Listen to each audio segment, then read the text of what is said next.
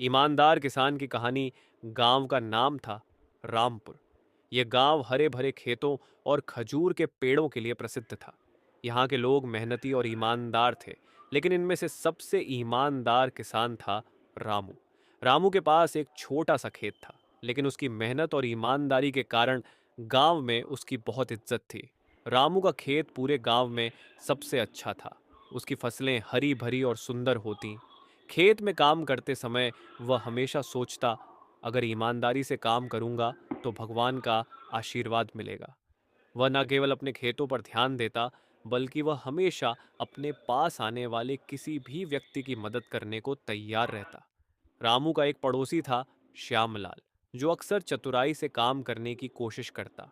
वह यह सोचता कि कम मेहनत और ज्यादा मक्कारी से अच्छा जीवन बिताया जा सकता है। श्यामलाल ने कभी भी ईमानदारी को अहमियत नहीं दी थी।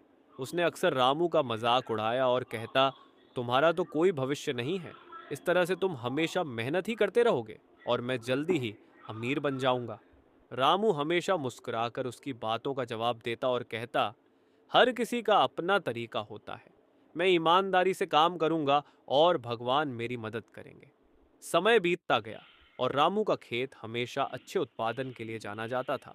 उसकी फसलें बहुत उपजाऊ थीं और वह अपने उत्पाद को बाजार में अच्छे दामों पर बेचता। दूसरी तरफ श्यामलाल के खेतों में कई समस्याएं आ गईं। उसकी मक्कारी के कारण फसलें ठीक से नहीं उग पाईं और उसे नुकसान उठाना पड़ा। लेकिन फिर भी वह दूसरों से उधारी लेकर अपना जीवन यापन करता रहा। एक दिन गांव में एक बड़ा मेले का आयोजन हुआ।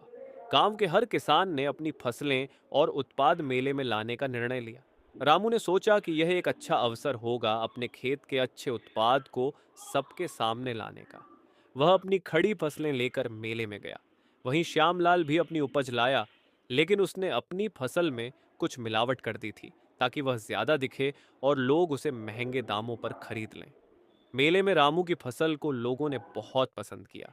उसकी ईमानदारी और मेहनत साफ दिखाई दे रही थी। लोग उसकी फसल को बहुत सराहने लगे। वहीं श्यामलाल की मिलावटी फसलें जल्द ही लोगों के बीच चर्चा का विषय बन गईं। किसी ने उसकी फसल खरीदी तो किसी ने उसकी गुणवत्ता पर सवाल उठाया। धीरे धीरे उसकी प्रतिष्ठा धूमिल हो गई। रामू का दिल बड़ा था। उसने श्यामलाल को देखकर सोचा, काश वह भी मेरे रास्ते पर चलता। रामू ने श्यामलाल से मिलने का निर्णय लिया। वह उसके पास गया और कहा, श्यामलाल भाई, तुम इतने चतुर हो, क्यों ना अपनी मेहनत और ईमानदारी का रास्ता अपनाओ। अगर तुम ईमानदारी से काम करोगे तो एक दिन तुम्हारा भी नाम होगा। श्यामलाल पहले तो चिढ़ा, लेकिन फिर उसने रामू की बातों पर विचार किया। उसने महसूस किया कि रामू की ईमानदारी ही उसकी सफलता का राज है। कुछ दिनों बाद श्यामलाल ने भी अपना तरीका बदलने का निर्णय लिया। उसने अपने खेत में अधिक मेहनत करनी शुरू की और अपनी फसल को प्राकृतिक तरीके से उगाने का प्रयास किया। समय के साथ श्यामलाल की फसल भी अच्छी होने लगी। उसकी मेहनत और ईमानदारी को देखकर अब लोग उसे भी इज्जत देने लगे थे। वह अब किसी से उधारी नहीं लेता था और खुद की मेहनत से अपना जीवन चला रहा था। श्यामलाल ने रामू का धन्यवाद किया और कहा, तुमने मुझे सही रास्ता दिखाया। अब मैं जान गया हूं कि सच्ची सफलता मेहनत और ईमानदारी से ही मिलती है। गांव वाले अब रामू और श्यामलाल की मिसाल देने लगे। दोनों किसानों ने साबित कर दिया था कि अगर इंसान सच्चाई और मेहनत से काम करे तो उसे सफलता जरूर मिलती है। रामू की ईमानदारी ने पूरे गांव को एक नया संदेश दिया और श्यामलाल ने यह साबित कर दिया कि कभी भी किसी इंसान को अपने रास्ते से भटकने का मौका नहीं देना चाहिए, क्योंकि अगर कोई सच्चे दिल से मेहनत करे तो उसकी मेहनत कभी बेकार नहीं जाती।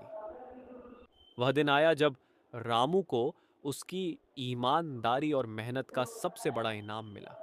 जिले के बड़े अधिकारियों ने उसके खेत की सराहना की और उसे श्रेष्ठ किसान का पुरस्कार दिया।